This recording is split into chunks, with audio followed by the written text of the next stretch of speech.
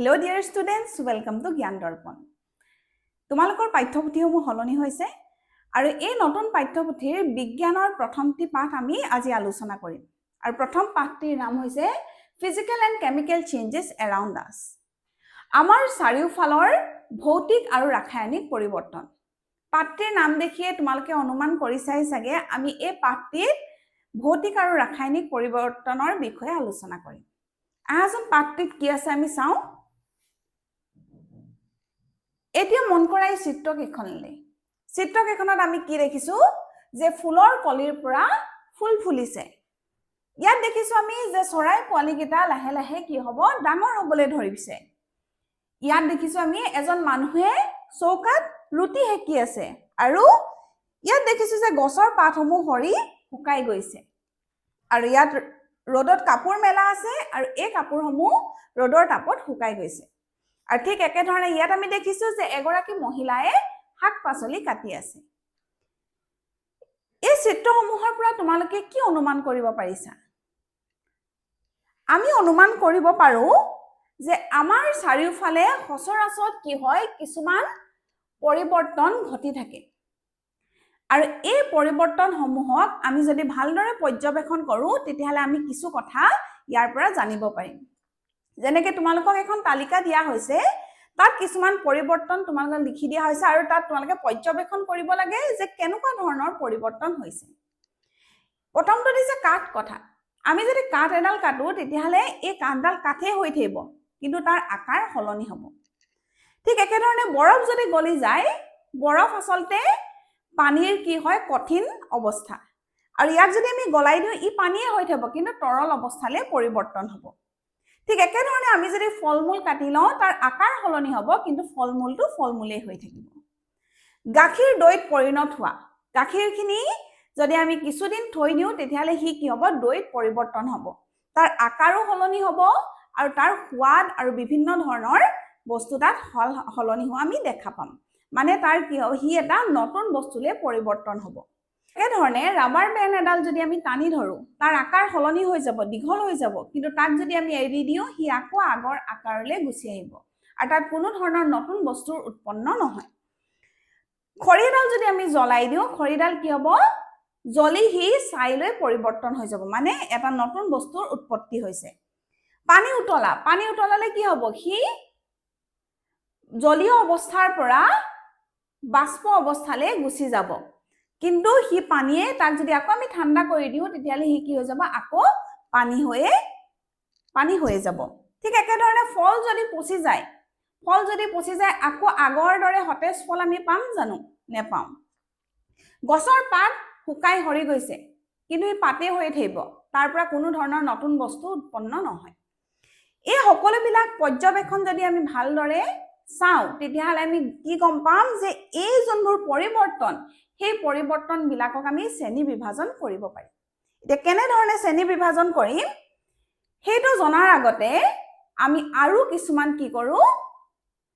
কথা আমি ভালদৰে আলোচনা কৰিম। তোমালোকক কিছুমান এক্টিভিটি দিছে এই এক্টিভিটিৰ সহায়ত তোমালোকৰ কথাবোৰ বুজিবলৈ সহজ হ'ব। মন কৰা প্ৰথমটোত কি কৈছে ইয়াত আগত এটা দিছিলে চোৱা প্ৰথমটোত কি কৈছে প্ৰথম ক্ৰিয়াকলাপটোত চোৱা কাগজ এখন ফালি টুকুৰা টুকুৰ কৰা। এখন কাগজ ললা তুমি তাক ফালি সৰু টুকুৰা টুকুৰ কৰিছা তাৰ আকাৰ সলনি হৈছে কিন্তু হি কাগজে হৈ আছে তাৰ পৰা কোনো নতুন বস্তু আমি উৎপন্ন হৈছে বুলি ক'ব নোৱাৰো। ঠিক একেধৰণে ক্ৰিয়াকলাপ বিটো চোৱা তোমালোকে ৰবৰ বেণ্ডৰ সৈতে খেলা। ৰবৰ বেণ্ড এডাল টানি দিলো দীঘল হৈ গ'ল এৰি দিলো ছুটি হৈ গ'ল। ৰবৰ বেণ্ডডাল কিন্তু ৰবৰ বেণ্ডে হৈ থাকিলে একো নতুন বস্তু আমি তাত উৎপন্ন হোৱা দেখা পোৱা নাই। ঠিক একেধৰণে চোৱা এই ছোৱালীজনীয়ে কি কৈছে ৰ'দৰ তাপত ভিজা কাপোৰ শুকুৱাইছে। ভিজা কাপোৰ শুকাওতে আমি কি মন কৰিম কি দেখিলো যে ভিজা কাপোৰখিনি শুকাই গৈছে কিন্তু হি কাপোৰে হৈ আছে। কিবা নতুন বস্তু বনিছে জানো তাৰ পৰা নাই বনা। তেতিয়াহলে এই যে আমি এ বি চি তিনটা পৰিৱৰ্তন আমি লক্ষ্য কৰিলো তিনটা পৰিৱৰ্তনতে আমি কিছুমান কি দেখিম সাদৃশ্য দেখিম সিমিলাৰিটি দেখিম। যেনেকৈ ৰবৰ বেণ্ডডাল তুমি টানি দিলা দীঘল হৈ গ'ল আকৌ ছুটি হৈ গ'ল কিন্তু ৰবৰ বেণ্ডে হৈ থাকিল ভিজি যোৱা কাপোৰখিনি শুকাই দিয়াৰ পাছতো কাপোৰে হৈ থাকিল হয়নে কাগজ ফলাৰ পাছতো সেইখিনি কাগজে হৈ থাকিল কিন্তু আকাৰৰ পৰিৱৰ্তন আমি দেখিছো এই আটাইবোৰ পৰিৱৰ্তনক আমি কি বুলি কম জানানে ভৌতিক পৰিৱৰ্তন আৰু ইংৰাজীত আমি তাক কম physical changes আমি তাক কি বুলি কম physical changes ভৌতিক পৰিৱৰ্তন বা physical changesত কি হয় বস্তু এটাৰ আকৃতি আকাৰ কৰবাত হয়তো ৰং হলনি হ'ব পাৰে কিন্তু বস্তুটো নতুনকৈ তাৰ পৰা কোনো ধৰণৰ নতুন বস্তু উৎপত্তি নহয় তেতিয়ালে ভৌতিক পৰিৱৰ্তন কি তোমালোকে ধৰিব পাৰিছা ইয়াত আৰু এটা কথা কৈছে যেতিয়া পানী কঠিন অৱস্থাত থাকে হি বৰফ হৈ থাকে আৰু হে একেই পানী যদি আমি গলাই দিও তেতিয়ালে হি তৰল অৱস্থালৈ গুচি যাব আৰু তাক যদি আমি আৰু বেছি গৰম কৰি দিও তেতিয়ালে কি হৈ যাব জলীয় বাষ্পলৈ ৰূপান্তৰিত হ'ব কিন্তু হে একেখিনি পানীকে যদি আমি জলীয় বাষ্পখিনিক ঠাণ্ডা হ'বলৈ দিও হি আকৌ পানী হৈ যাব হে একেখিনি পানীকে যদি আমি ৰেফ্ৰিজাৰেটৰত ৰাখি দিও হি আকৌ বৰফ হৈ যাব মানে তাত কোনো ধৰণৰ নতুন বস্তু আমি বনা দেখা পোৱা নাযায় তেতিয়ালে ভৌতিক পৰিৱৰ্তন কি তোমালোকে ধৰিব পাৰিছা এতিয়া আমি তাৰ পাছৰ ক্ৰিয়াকলাপসমূহলৈ ইয়াত মন কৰা এজনী ছোৱালীয়ে দুটা গ্লাস লৈছে আৰু দুটা গ্লাছত কি কৰিছে এটাত লৈছে বিশুদ্ধ পানী আৰু ইটোত লৈছে চূণৰ পানী আৰু এডাল পাইপ তাই মুখত ৰাখি ফুৱাই দিছে ফুৱাই দিওঁতে কি হ'ব আমাৰ দেহাৰ ভিতৰৰ পৰা আমি যোনবোৰ নিখাসত কাৰ্বন ডাই অক্সাইড গেছ এৰি দিওঁ সেই কাৰ্বন ডাই অক্সাইড গেছসমূহ এই পানী আৰু চূণৰ পানীৰ মাজেদি পাৰ হৈ যাব যেতিয়া এই পানীৰ মাজেদি পাৰ হৈ যাব বুৰবুৰণিৰ সৃষ্টি হ'ব কিন্তু তাত কোনো ধৰণৰ হাল হলনি আমি দেখি নাপাওঁ কিন্তু চূণৰ পানীখিনিৰ মাজেদি যেতিয়া সেই কাৰ্বন ডাই অক্সাইড গেছখিনি পাৰ হৈ যাব তেতিয়া কি হৈ যাব এই চূণৰ পানীখিনি স্বচ্ছ চূণৰ পানীখিনি কি হৈ যাব হি বগা হৈ যাব আৰু অলপ সময়ৰ পাছত এটা বগা গেট তলত আমি পৰি যোৱা দেখিম এতিয়া কথা হ'ল যে চূণৰ পানীখিনিৰ মাজেদি যেতিয়া আমি বুৰবুৰণি তুলি দিছো তেতিয়া কি হৈছে স্বচ্ছ পানীখিনি যে গাখীৰৰ দৰে ঘোলা হৈ পৰিছে আসলতে ই এটা নতুন পদাৰ্থ তাত উৎপন্ন কৰিছে যেতিয়া আমি যিকোনো পৰিৱৰ্তনত নতুন পদাৰ্থ উৎপন্ন হোৱা দেখো সেই পৰিৱৰ্তনক আমি কম ৰাসায়নিক পৰিৱৰ্তন বা আমি ইংৰাজীত কি বুলি কম ইয়াক কেমিক্যাল চেঞ্জেছ আৰু ৰাসায়নিক পৰিৱৰ্তন ৰাসায়নিক বিক্ৰিয়াৰ দ্বাৰা সৃষ্টি হয় মানে কেমিক্যাল ৰিঅ্যাকশন কৰিলেহে কেমিক্যাল চেঞ্জেছ হ'ব আৰু যেতিয়া যিকোনো এটা চেঞ্জেছত আমি কেমিক্যাল চেঞ্জেছ দেখিম তাত আমি বস্তুটোৰ ৰং হলনি হোৱা দেখিবলৈ পাম লগতে আমি স্মেলৰ হলনিও হয়তো দেখিবলৈ পাম আৰু লগতে তাত এটা নতুন বস্তু উৎপন্ন হোৱাও দেখা পোৱা যাব এতিয়া চোৱা এই যোনটো এক্টিভিটি কৰিছে তাত কাৰ্বন ডাই অক্সাইড যেতিয়া চূণৰ পানীৰ লগত মিলি গৈছে ৰাসায়নিক বিক্ৰিয়া কৰিছে চূণৰ পানী সাধাৰণতে কেমিক্যালি আমি কি বুলি কওঁ ক্যালসিয়াম হাইড্ৰক্সাইড বুলি কওঁ ক্যালসিয়াম হাইড্ৰক্সাইড আৰু কাৰ্বন ডাই অক্সাইডে যেতিয়া ৰাসায়নিক বিক্ৰিয়া কৰিছে তেতিয়া ক্যালসিয়াম কাৰ্বনেট নামৰ এটা নতুন বগা পদাৰ্থৰ উৎপন্ন হৈছে তেতিয়াহ'লে আমি কি গম পালো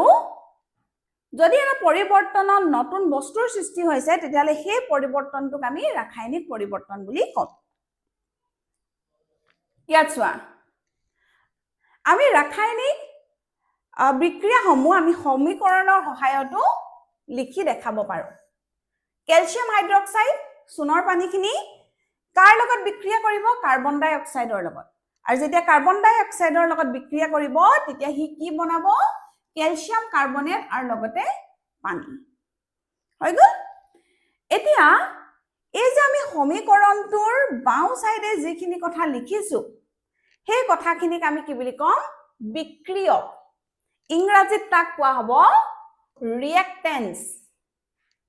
আৰু সোঁফালে যিসমূহ নতুন পদাৰ্থৰ সৃষ্টি হৈছে উৎপন্ন হৈছে সেই পদাৰ্থসমূহ আমি সোঁহাতে লিখিম আৰু তাক আমি কি বুলি কম বিক্ৰিয়াজাত আৰু ইংৰাজীত কোৱা হ'ব products ধৰিব পাৰিছা কথাসমূহ লাহে লাহে ভালকৈ এই কথাসমূহ আৰু বুজি পাবা এতিয়া ক্ৰিয়াকলাপটো দেখি আমি গম পালো যে কেমিক্যাল চেঞ্জেস কেনেকুৱা ধৰণৰ হয় বা কেনে ধৰণে হয়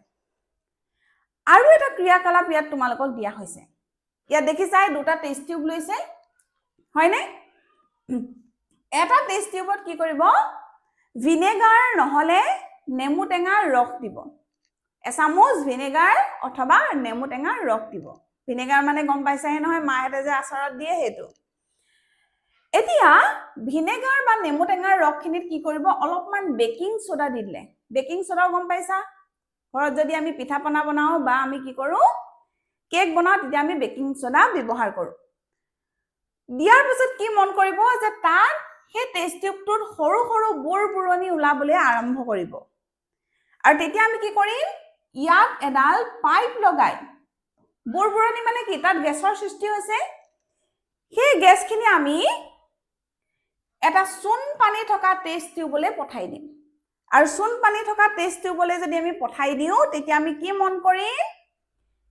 ইয়াত এটা আমি ৰাসায়নিক পৰিৱৰ্তন মন কৰিম আৰু সেই ৰাসায়নিক পৰিৱৰ্তনটো কি হ'ব যে এই চুন পানীখিনি ঘোলা হৈ গৈছে মানে ইয়াত এটা বগা পদাৰ্থৰ সৃষ্টি হৈছে হয়নে তেতিয়ালে নতুন পদাৰ্থ যদি সৃষ্টি হৈছে বা উৎপন্ন হৈছে তেতিয়ালে ইয়াত কি হৈছে ৰাসায়নিক পৰিৱৰ্তন হৈছে হল আৰু ইয়াক আমি সমীকৰণৰ সহায়ত কেনে ধৰণে লিখিছো ভিনেগাৰ যোগ বেকিং সোডা আৰু কি নতুন পৰিৱৰ্তন আমি লক্ষ্য কৰিছো যে ইয়াত কাৰ্বন ডাই অক্সাইডৰ সৃষ্টি হৈছে কেনেকৈ গম পালো কাৰ্বন ডাই অক্সাইডৰ সৃষ্টি হৈছে কাৰণ আমি আগৰ এটা ক্ৰিয়াকলাপত পঢ়িছিলো যে যেতিয়াই চুন পানীৰ মাজেদি কাৰ্বন ডাই অক্সাইড গেছ পাৰ হৈ যায় তেতিয়াই চুন পানীখিনি ঘোলা হৈ পৰে তেতিয়াহলে এই চুন পানীখিনি ঘোলা হৈ পৰিছে মানে ইয়াৰ অৰ্থ কি যে ইয়াত কাৰ্বন ডাই অক্সাইড গেছৰ উৎপন্ন হৈছে আৰু লগতে অন্যান্য পদাৰ্থও উৎপন্ন হ'ব যেনে পানী হৈ গ'ল তেতিয়ালে আমি ধৰিব পাৰিলো যে ৰাসায়নিক পৰিৱৰ্তন আৰু ভৌতিক পৰিৱৰ্তন কি হয় ৰাসায়নিক পৰিৱৰ্তনত নতুন পদাৰ্থৰ সৃষ্টি হ'ব আৰু ভৌতিক পৰিৱৰ্তনত অকল আকাৰ বা আকৃতিহে সলনি হোৱা দেখা পোৱা যাব কোনো নতুন ধৰণৰ পদাৰ্থ উৎপন্ন নহয় এতিয়া ৰাসায়নিক পৰিৱৰ্তনৰ আমি সচৰাচৰতে দেখা কিছুমান উদাহৰণ তোমালোকক ইয়াত দেখুৱা হৈছে এইবোৰ তোমালোকে সদায় দেখিয়া আছা তোমালোকৰ চাৰিওফালে ঘটি থকা কিছুমান কথা মামৰে ধৰা দেখিছানে লোহাৰৰ গজাল বা লোহাৰৰ ৰড আমি যদি বহুদিন ধৰি কি কৰো পানীত ভিজি থাকিবলৈ দিওঁ বা এনেও যদি আমি উলিয়াই থৈ দিওঁ তেতিয়াহলে আমি কি দেখিম যে সেই ৰডডাল বা গজালটোৰ ৰংটো সলনি হৈ যাব এটা ৰঙা মুগা ৰং ৰেডিশ কালাৰ এটালে পৰিৱৰ্তন হ'ব এই ৰেডিশ কালাৰটোক আমি কি বুলি কওঁ মামৰ বুলি কওঁ ইয়াক আমি কি বুলি কওঁ মামৰ বুলি কওঁ সাধাৰণতে আৰু ইংৰাজীত আমি ইয়াক কি বুলি কওঁ ৰাষ্ট বুলি কওঁ RUST ৰাষ্ট বুলি কওঁ হয়নে এই যে তোমাৰ লুৰ পদাৰ্থৰ ওপৰত মামৰ বনে বা তোমাৰ ৰাষ্টৰ ফৰ্মেশন হয় কিহৰ কাৰণে হয় ৰাসায়নিক বিক্ৰিয়াৰ কাৰণে হয় লুৱে যেতিয়া এয়াৰ বা ওয়াটাৰৰ লগত কেমিক্যাল ৰিঅ্যাকশন কৰিব তেতিয়াই কি হ'ব মামৰৰ সৃষ্টি হ'ব এই যে আমি কৈছিলো ৰেডিশ ব্ৰাউন হয়নে ৰঙা মুগা কালাৰৰ পদাৰ্থবিলাক ইয়াৰ ওপৰত এনে ধৰণে উৎপন্ন হ'ব হৈ গ'ল আৰু এইখিনিকে আমি কি বুলি কওঁ মামৰ বা ৰাষ্ট এই যে মামৰ বা ৰাষ্টখিনি যে ইয়াৰ ওপৰত বনিছে ই আকৌ আগৰ ধৰণৰ লু ৰডডাল বা আগৰ যোনটো তোমাৰ সব গজাল আছিলে তেনেকুৱা ধৰণৰ হৈ পৰিব জানো নহয় ই কি হৈ গ'ল সলনি হৈ গ'ল আৰু লগতে ই কি হৈ যাব এই ৰাজ বা মামৰে তাক কি কৰিব দুৰ্বল আৰু ভংগুৰ কৰি তুলিব হয়নে উইক আৰু ব্ৰিটেল কৰি তুলিব মানে ইয়াত এটা নতুন পদাৰ্থ মামৰৰ সৃষ্টি হৈছে আৰু তাৰ কাৰণে সেই লুৰ পদাৰ্থটোত কিছুমান হাল সলনিও হৈছে তেতিয়ালে আমি গম পালো যে ইয়াত কি হৈছে কেমিক্যাল ৰিঅ্যাকশন হৈছে ৰাসায়নিক বিক্ৰিয়া হৈছে আৰু এই পৰিৱৰ্তনটোক আমি ৰাসায়নিক পৰিৱৰ্তন বুলি কম ঠিক আকৌ এটা সোৱা দহনক আমি কি বুলি কওঁ কম্বাশন ইংৰাজীত আমি কি বুলি কওঁ কম্বাশন দহন বুজাবলৈ আমি কি কৰিছো একদম এটা সাধাৰণ আমি এক্টিভিটি ইয়াত ক্ৰিয়াকলাপ তোমালোকৰ কিতাপত দিয়া হৈছে আমি কি কৰিছো এডাল মেগনেছিয়াম ৰিবন ভালদৰে সাফা কৰি এডাল তোমাৰ চেপেনাৰ সহায়ত আমি তাক ধৰি কি কৰিছো আমি ইয়াক জ্বলাই দিছো জ্বলাই দিয়াৰ লগে লগে ইয়াৰ পৰা তাপ আৰু পোহৰৰ সৃষ্টি হ'ব আৰু মেগনেছিয়াম ৰিবনডাল জ্বলি জ্বলি এটা বগা ধৰণৰ পদাৰ্থৰ সৃষ্টি কৰিব তেতিয়ালে আমি কি গম পালো যে মেগনেছিয়াম ৰিবনডাল আগতে যেনে ধৰণে আছিলে এতিয়া জ্বলাই দিয়াৰ পিছত সি কিন্তু একে ধৰণে নাই তাত নতুন পৰিৱৰ্তন আমি দেখি পাইছো আৰু লগতে নতুন বস্তু তাপ পোহৰ আৰু সেই বগা পদাৰ্থ খিনিৰ কি হৈছে সৃষ্টি হৈছে তাহলে আমি কি গম পালো যে মেগনেছিয়াম ৰিবনডাল আমি যেতিয়া জ্বলাই দিছো তাত কেমিক্যাল ৰিঅ্যাকশন হৈছে ৰাসায়নিক বিক্ৰিয়া হৈছে আৰু তাৰ পৰা যোনটো পৰিৱৰ্তন হৈছে বা পৰিৱৰ্তন আমি লক্ষ্য কৰিছো তাক আমি কম কেমিক্যাল চেঞ্জেস বা ৰাসায়নিক পৰিৱৰ্তন এখিনি কথা বুজি পালা আৰু ইয়াত সমীকৰণটো দিয়ে দিছে মেগনেছিয়াম বায়ুৰ পৰা আমি কি লৈছো অক্সিজেন হেকাৰণে জ্বলিছে আৰু দুইটা ৰিঅ্যাকশন হোৱাৰ কাৰণে মেগনেছিয়াম অক্সাইড যোনটো বগা গুৰিৰ সৃষ্টি হৈছে আৰু লগতে তাপ আৰু পোহৰৰো সৃষ্টি হৈছে এতিয়া ইয়াৰ পাছৰ ক্ৰিয়াকলাপটোত এটা কথা অনুসন্ধান কৰিবলৈ দিছে ভালদৰে ক্ৰিয়াকলাপটো লক্ষ্য কৰিবা আমি কি দেখিছো যে দুখন প্লেটত দুডাল জ্বলা মমবাতি প্ৰথমতে ৰখা হৈছে তাৰপিছত প্ৰথমডাল মমবাতি কি কৰিছে ঠিক একে ধৰণে ৰাখি দিছে আৰু দ্বিতীয়ডাল মমবাতি এটা কাঁচৰ গিলাসেৰে ঢাকি দিয়া হৈছে ঢাকি দিয়াৰ কিছু সময়ৰ পাছতে এই মমবাতিডাল নুমাই যাব এটা কথা হ'ল যে এই মমবাতিডাল কিয়নো নুমাই যাব এটো ক্ৰিয়াকলাপ সকে তোমালোকে আগতে শুনিছা বা দেখিছাও কথা হ'ল যে যেতিয়া মুকলিকৈ এডাল মমবাতি জ্বলি থকা মমবাতি আমি ৰাখি দিম হি জ্বলিয়ে থাকিব কিয়নো হি বায়ুত থকা অক্সিজেনৰ বাবে জ্বলি থকাত সহায় হ'ব কিন্তু যেতিয়া আমি গ্লাসেৰে মমবাতিডাল ঢাকি ৰাখিলো হি কি হৈ গল তাত থকা অক্সিজেন খিনিৰ কাৰণে হি অলপ সময় জ্বলি থাকিলে তাৰপিছত যেতিয়া তাত অক্সিজেন শেষ হৈ গল কাৰণ বাহিৰৰ পৰা বায়ু সোমাব পৰা নাই তেতিয়া এই মমবাতিডাল নুমাই যাব মানে আমি ইয়াৰ পৰা কি বুজিলো যে যিকোনো এটা বস্তু জ্বলিবলৈ হলে তাৰ দহন হ'বলৈ হলে তাক কি প্ৰয়োজন হ'ব অক্সিজেনৰ প্ৰয়োজন হ'ব আৰু অক্সিজেন আমি কৰ পৰা পাম বায়ুৰ পৰা পাম হয়নে আৰু যদি আমি এটা কথা ইয়াত মন কৰো এই প্লেটখনত যদি আমি এতিয়া অলপমান চূণ পানী ৰাখি দিও তেতিয়া আমি কি দেখি যে এই চূণ পানীখিনি ঘোলা হৈ যাব কিয় হৈ যাব কাৰণ ইয়াৰ পৰা যোনখিনি ধোঁৱা ওলাব সেই ধোঁৱাখিনিত কি থাকিব কাৰ্বন ডাই অক্সাইড গেছ থাকিব আৰু সেই কাৰ্বন ডাই অক্সাইড খিনিয়ে ইয়াত থকা চূণ পানীখিনি ঘোলা কৰি তুলিব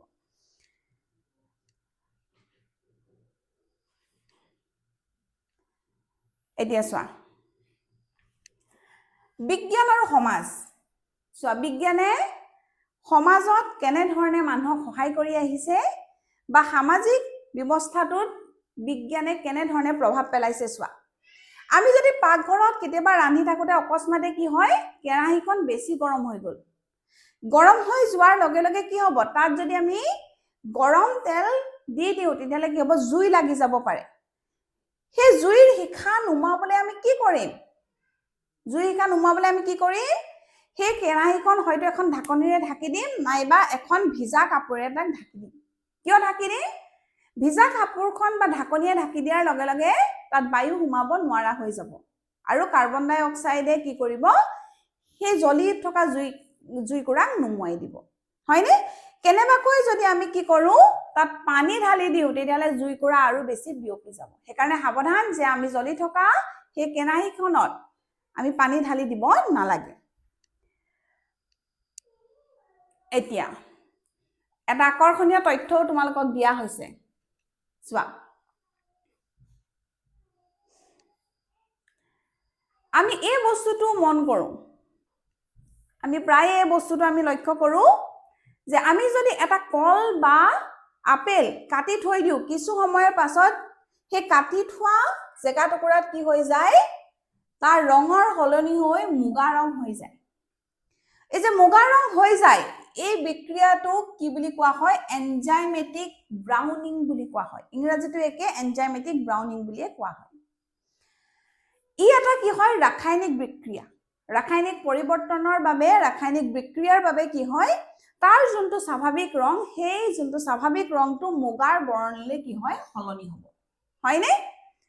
ইও এটা আমাৰ চাৰিওফালে ঘটি থকা আচৰিত ঘটনা হয়নে এতিয়া চোৱা দহনৰ বাবে কেৱল বায়ু যথেষ্ট নে আমি কি দেখো দাহ্য পদাৰ্থবিলাকত সাধাৰণতে কি হয় আমি যদি জ্বলাই দিও সি জ্বলি উঠে কিন্তু এতিয়া কথা হল জ্বলিবলৈ হলে অকল বায়ু হলে হ'ব জানো আমি যদি কাগজ এখিলা এনেই থৈ দিও তেতিয়া সি জ্বলি উঠে নি অকস্মাতে সি জ্বলি যাব জানো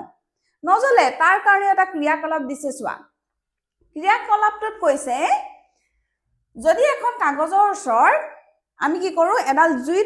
জ্বলি থকা জুইশলা কাঠি ৰাখি দিও তেতিয়ালে জ্বলি থকা জুইশলা কাঠিডালৰ পৰা তাপ এই কাগজখনলৈ চলিবলৈ ধৰিব আৰু ই কি কৰিব কাগজখনৰ উষ্ণতাটো বঢ়াই দিব আৰু যেতিয়া উষ্ণতাটো বঢ়াই দিব লগালগ কি হ'ব এই কাগজখনো জ্বলি যাব আমি কি বুজিলো যে এটা দাহ্য পদাৰ্থ দহন হ'বলৈ হলে এটা নিৰ্দিষ্ট উষ্ণতাৰ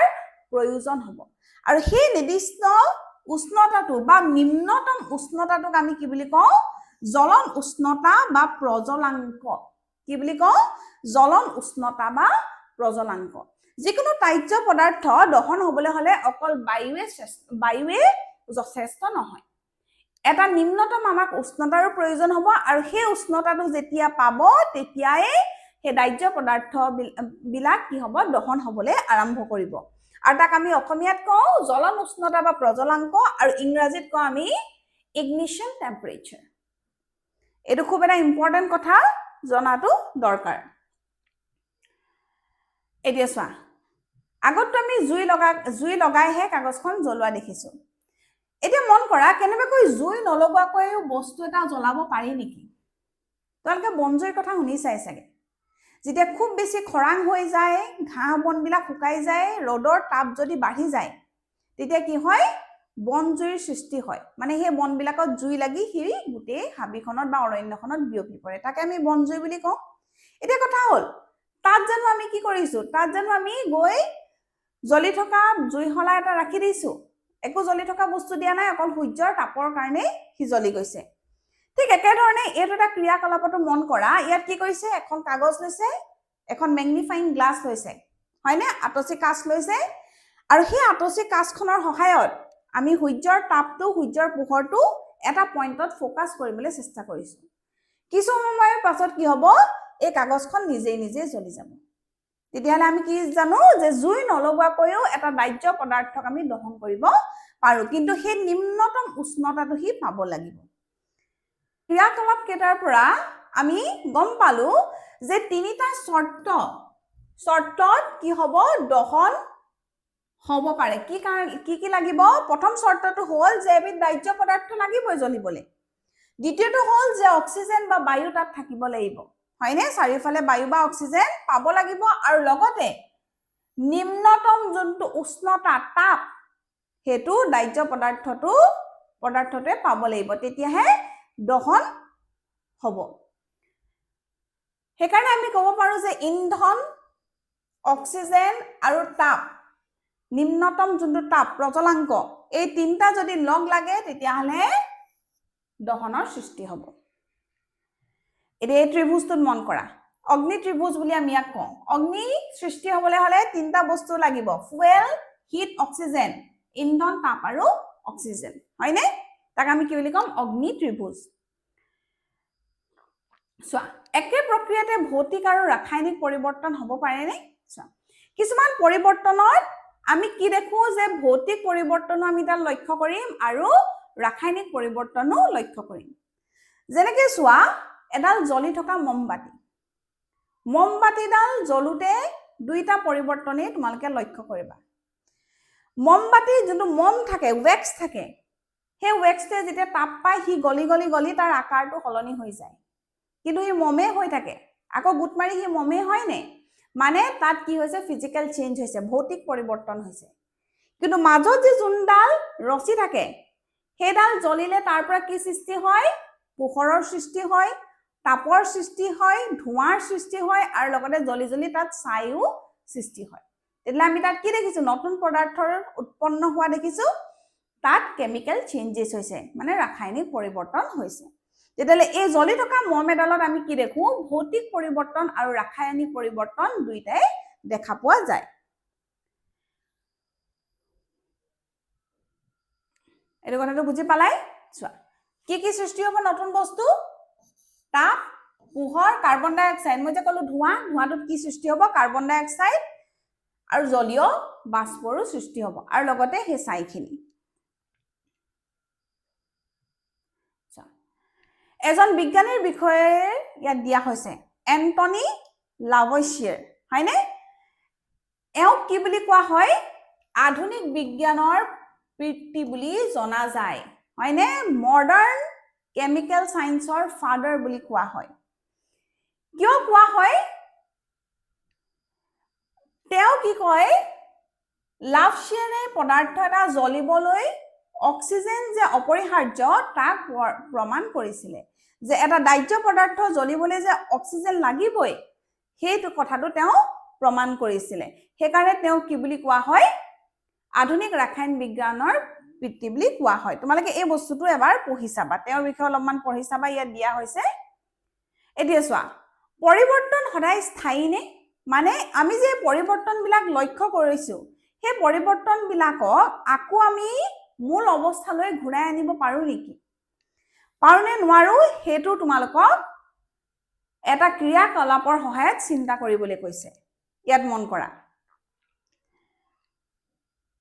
কিছুমান পৰিৱৰ্তনত আমি কি দেখো যে যোনটো তাত পৰিৱৰ্তন আমি লক্ষ্য কৰো তাক আমি মূল অৱস্থালৈ ঘূৰাই আনিব পাৰো কিন্তু কিছুমানক আমি মূল অৱস্থালৈ ঘূৰাই আনিব নোৱাৰো যেনেকৈ মই এতিয়া ক'লো মমখিনি গলি গৈ আকৌ হি কি হ'ব ঠাণ্ডা হোৱাৰ পিছত হি মমেই হৈ যাব তাক আমি আকৌ আগৰ অৱস্থালৈ ঘূৰাই আনিব পাৰিছো টানি দিয়া ৰবৰডাল এৰি দিয়াৰ লগে লগে আগৰ অৱস্থালৈ ঘূৰি আহিছে কিন্তু তুমি যে এই শাক পাচলিখিনি ৰান্ধিলা সেইখিনি আকৌ আগৰ অৱস্থালৈ ঘূৰি আহিব জানো গাখীৰৰ পৰা যে দৈ হ'ল দৈখিনি আকৌ গাখীৰ হৈ যাব জানো নাযায় তেতিয়ালে কিছুমান পৰিৱৰ্তনক আমি আগৰ অৱস্থালৈ ঘূৰাই আনিব পাৰো আৰু কিছুমানক আমি আগৰ অৱস্থালৈ ঘূৰাই আনিব নোৱাৰো যেনেকৈ চোৱা পানী উতলাত কি হৈছে জলীয় বাষ্পলৈ পৰিৱৰ্তন হৈছে ঠাণ্ডা হলে আকৌ পানীয়ে হৈ গ'ল মানে আমি মূল অৱস্থালৈ ঘূৰাই আনিব পাৰিম ঠিক একেধৰণে লুট মামৰে ধৰিলে আকৌ লুডখৰ আগৰ নিচিনা হৈ যাব নেকি নহয় তেতিয়ালে আমি ইয়াক আগৰ অৱস্থালৈ ঘূৰাই আনিব নোৱাৰো বৰফ গলি পানী হ'ল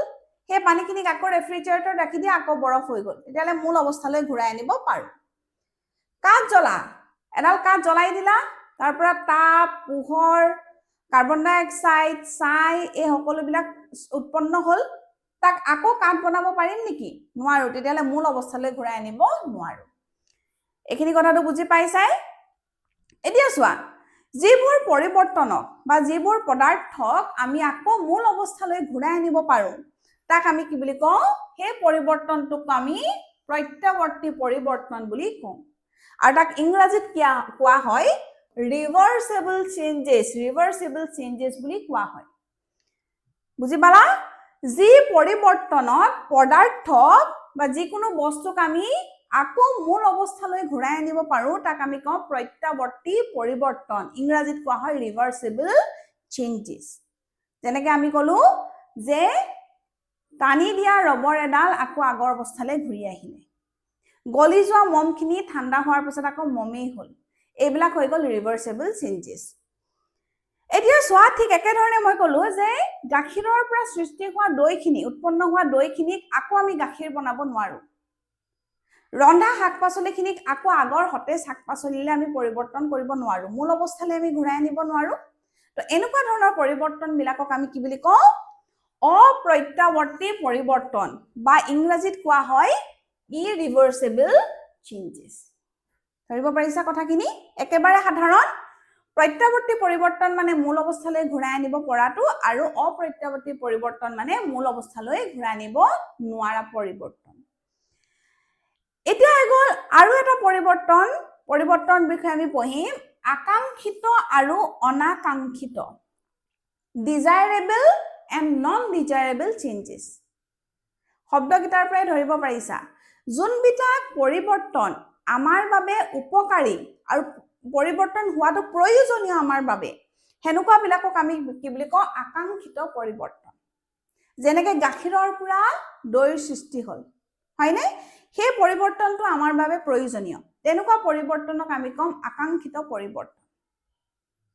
ঠিক তেনেদৰে কাঠ এডাল আমি জ্বলাই দিছো হয়নে কাঠডাল জ্বলাই দিয়াৰ লগে লগে আমাক তাৰ পৰা তাপ লাগে পোহৰ লাগে ছাইখিনিও হয়তো আমাৰ প্ৰয়োজন হ'ব পাৰে তো এনেকুৱা প্ৰয়োজনীয় পৰিৱৰ্তন বিলাকক আমি কম আকাংক্ষিত পৰিৱৰ্তন আৰু ইংৰাজীত কোৱা হয় ডিজায়াৰেবল চেঞ্জেছ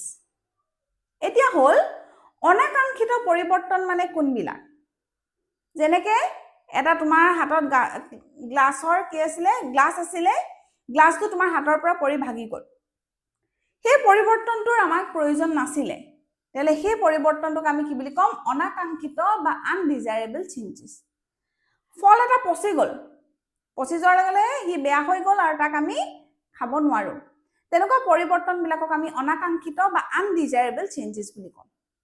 কিন্তু চোৱা সেই পচি যোৱা ফল বা শাক-পাচলিখিনিক আমি যদি সাৰ হিচাপে পচন সাৰ হিচাপে আমি আকৌ নতুনকৈ ৰোৱা উদ্ভিদ বা শাক-পাচলিৰ গছত যদি আমি ব্যৱহাৰ কৰোঁ সেই কিন্তু আকৌ আকাংক্ষিত পৰিৱৰ্তনলৈ সলনি হ'ব গম পাইছা তেতিয়া কিন্তু এইটো আকাংক্ষিত পৰিৱৰ্তন বা ডিজায়াৰেবল চেঞ্জ হয় কিন্তু আমি যে পচি যোৱা ফলটো খাব নোৱাৰো সেইটো কিন্তু আমাৰ কাৰণে অনাকাংক্ষিত পৰিৱৰ্তন ধৰিব পাৰিছাই চাগে কথাখিনি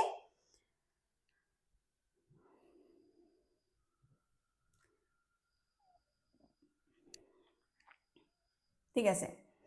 চোৱা কিছুমান পৰিৱৰ্তন নিজেই নিজেই হয় তাক আমি নকৰো মানুহে তাক নকৰে কিন্তু কিছুমান পৰিৱৰ্তন আমি কি কৰো আমি নিজেই কৰো যেনেকৈ এই যে বায়ুমণ্ডলত কাৰ্বন ডাই অক্সাইডৰ পৰিমাণ বাঢ়ি গৈছে কিহৰ কাৰণে বাঢ়ি গৈছে আমি জধে মধে গছ কাটিছো বনাঞ্চল ধ্বংস কৰিছো হয়নে ইন্ধনৰ ব্যৱহাৰ আমি বেছিকৈ কৰিছো মানে মটৰ গাড়ী এইবিলাক আমি বেছিকৈ চলাইছো তো তাৰ পৰা কাৰ্বন ডাই অক্সাইড বায়ুমণ্ডলত বাঢ়ি গৈছে আৰু তাৰ বাবে গোলকীয় উষ্ণতাৰ বৃদ্ধি হৈছে ইয়াৰ পৰা আমাৰ কি হৈছে আমাৰে ক্ষতি হৈছে পৰিৱেশৰ ক্ষতি হৈছে লগতে আমাৰো ক্ষতি হৈছে এতিয়া চোৱা আমি কি পৰিৱৰ্তন কৰো তাৰ বিষয়ে আমি জানোই কিন্তু কিছুমান প্ৰাকৃতিক পৰিৱৰ্তনৰ বিষয়ে আমি পঢ়িম শিলৰ বিচ্ছুনি ভৱনক ইংৰাজীত কি বুলি কোৱা হয় ৱেদাৰিং এণ্ড সইল ফৰ্মেশ্যন এই যে বিচ্ছুনি ভৱন বা ৱেদাৰিং সেইটো কিন্তু বহুত কম সময়ত দেখা পৰিৱৰ্তন নহয় ই বহুত লেহেমীয়া গতিত হোৱা এটা পৰিৱৰ্তন কি কাৰণত বিচ্ছুনি ভৱন হ'ব পাৰে পানীৰ দ্বাৰা হ'ব পাৰে যেতিয়া শিলৰ ওপৰেদি পানী গৈ থাকিব তাৰ পৰা শিলবিলাক ভাগি ভাগি সৰু টুকুৰালে পৰিৱৰ্তন হ'ব তাইছে আমি বেছল্ট শিলত কি দেখি আমি বহিপৃষ্ঠত আইৰণ অক্সাইড সৃষ্টি হোৱা দেখি পোৱা যায় বহুত দিন যেতিয়া শিলবিলাক পানীত থাকিব পানী আৰু বায়ুৰ লগত ৰিয়েকচন কৰি বিক্ৰিয়া ঘটাই ইয়াৰ কি হ'ব এটা আইৰণৰ তৰপ বনি যাব হয়নে আৰু তাকে আমি কি বুলি কওঁ এইটোকে আমি কি বুলি কওঁ বেলছট শিলৰ বহিপৃষ্ঠৰ সৃষ্টি হোৱা আইৰণ অক্সাইডৰ এটা তৰপ বুলি আমি কওঁ ঠিক একেধৰণে শিলৰ মাজে যে কেনেবাকৈ গছৰ শিপা যদি বৃদ্ধি হয় তাৰ কাৰণটো বিচ্ছুনি ভৱন হ'ব কাৰণ শিলবিলাক ফাটি যাব লাহে লাহে সৰু টুকুৰা হৈ যাব আৰু ঠিক একেধৰণে পাহাৰৰ থিয় গৰাটো আমি কি দেখো অৱক্ষেপ সেডিমেন্টেশন দেখা পোৱা যায় আৰু হেতু হৈ গল বিচ্ছুনি ভৱন এতিয়া কথা হ'ল এই যে বিচ্ছুনি ভৱনটো ভৌতিক পৰিৱৰ্তন আৰু ৰাসায়নিক পৰিৱৰ্তন দুইটাৰ কাৰণে হয় কাৰণ সেই শিলবিলাকৰ মাজেদি যেতিয়া বহুত সময় ধৰি পানী বতাহ এইবিলাকৰ লগত তেহেতৰ কি হয় সংঘাত হয় তেতিয়া হেবিলাক ফাটি কি হয় সৰু সৰু টুকুৰালে পৰিৱৰ্তন হয় আৰু লাহে লাহে হি মাটিলেও পৰিৱৰ্তন হয়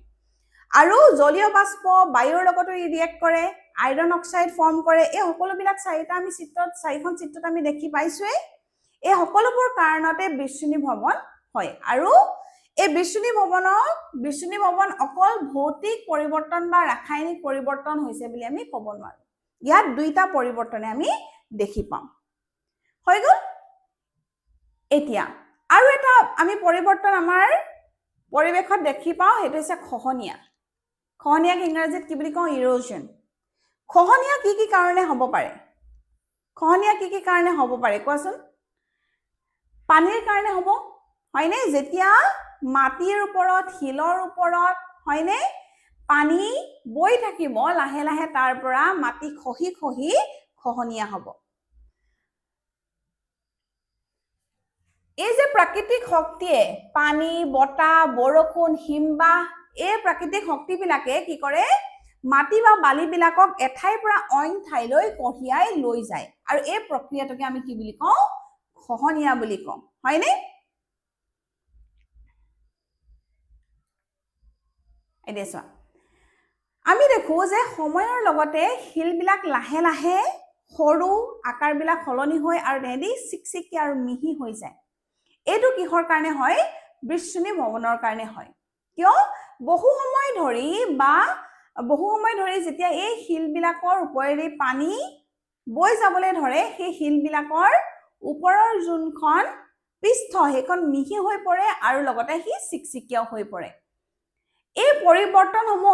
অধিকাংশই আমি কি বুলি ক'ব পাৰো স্থায়ী আৰু অপ্ৰত্যাৱৰ্তী বুলি ক'ব পাৰো মানে এই চেঞ্জেছ বিলাক কি হ'ব পাৰ্মানেন্ট আৰু লগতে ইৰিভাৰ্সিবল হ'ব কাৰণ সেই সৰু সৰু শিল টুকুৰাবিলাকক আকৌ আমি এটা ডাঙৰ শিললৈ পৰিৱৰ্তন কৰিব নোৱাৰো এই সৰু সৰু শিলৰ টুকুৰাবিলাক সৰু সৰু শিলৰ টুকুৰা বা তাৰ পৰা হি মাটি বা মাটিলৈ পৰিৱৰ্তন হ'ব এতিয়া চোৱা এই বক্সটোৰ ভিতৰত অতিৰিক্ত শিক্ষণ এক্সটেন্ডেড লাৰ্নিঙৰ কাৰণে কিছুমান কথা কোৱা হৈছে কি কোৱা হৈছে এবাৰ তোমালোকে ভালদৰে পঢ়িবা যে ভৌতিক আৰু ৰাসায়নিক বৃষ্ণি ভৱনৰ দ্বাৰা কি হয় বৃহৎ বৃহৎ শিলবিলাক ভাঙি ভাঙি সৰু টুকুৰালৈ পৰিণত হয় আৰু এই সৰু সৰু টুকুৰাবোৰ বতাহ পানীৰ সোঁত হিমবাহ আদি প্ৰাকৃতিক শক্তিয়ে কি কৰে ইয়াক বালি মাটি আদি কঢ়িয়াই নি কি হয় পাহাৰৰ নামনিত নতুবা নদী বা হ্ৰদৰ তলত বা পাৰত আদিত জমা কৰে যাক আমি কি বুলি কওঁ সেডিমেন্টেশন বুলি কওঁ হয়নে অৱক্ষেপ বুলি আমি কওঁ তো এইবিলাক বস্তু কি কাৰণে হৈছে ৰাসায়নিক প্ৰক্ৰিয়াৰ দ্বাৰা সৃষ্টি হৈছে সেই কাৰণে আমি ইয়াক কি বুলি কম ৰাসায়নিক অৱক্ষেপ বুলি কম আৰু জৈৱ পদাৰ্থ জমা হোৱাৰ ফলত সৃষ্টি হোৱাটোক আমি কি বুলি কম জৈৱ অৱক্ষেপ বুলি কম জৈৱ অৱক্ষেপ মানে হৈ গ'ল ইংৰাজীত অৰ্গেনিক মেটাৰ হয়নে এই অৰ্গেনিক মেটাৰ বিলাক কেনেকুৱা হ'ব পাৰে কয়লা চক হয়নে আৰু কেমিক্যাল সেডিমেন্টেশন বু কি হ'ব হাইন্থ লবণ চূণশিল ৰক সল্ট লাইমষ্টোন এইবিলাক পাঠ্যত ইমানখিনি কথাই আলোচনা কৰা হৈছে পাঠ্যত আমি বিশেষকৈ ৰাসায়নিক পৰিৱৰ্তন কি ভৌতিক পৰিৱৰ্তন কি বা ৰাসায়নিক পৰিৱৰ্তনত আমি কি কি কথা লক্ষ্য কৰো ভৌতিক পৰিৱৰ্তনত কি কি কথা লক্ষ্য কৰো হেসমূহ কথা আলোচনা কৰা হৈছে খুব বিতংকৈ পাঠ্যত তোমালোকক কথাবিলাক কোৱা হৈছে আৰু ক্ৰিয়াকলাপৰ সহায়ত দেখুৱা হৈছে বা বুজাবলৈ চেষ্টা কৰা হৈছে যাতে তোমালোকে অতি সহজকৈ বুজি পোৱা সেইকাৰণে কথাসমূহ বিতংকৈ পঢ়িবা ভালদৰে বুজি পাবা আৰু লগতে এই যে তোমালোকে কি শিকিলা বক্সৰ ভিতৰত যোনখিনি কথা দিয়া হৈছে সেই কথাসমূহ তোমালোকে এবাৰ ভালদৰে পঢ়ি চাবা কাৰণ পাঠ্যৰ সাৰাংশটো ইয়াত দিয়া হৈছে থুলমূলকৈ গোটেই পাঠ্যৰ বিষয়ে কি কি পঢ়িলা তোমালোকে ইয়াত গম পাই যাবা আৰু ইয়াৰ পিছৰটো ভিডিঅ'ত আমি অনুশীলনটো লৈ আহিম থ্যাংক ইউ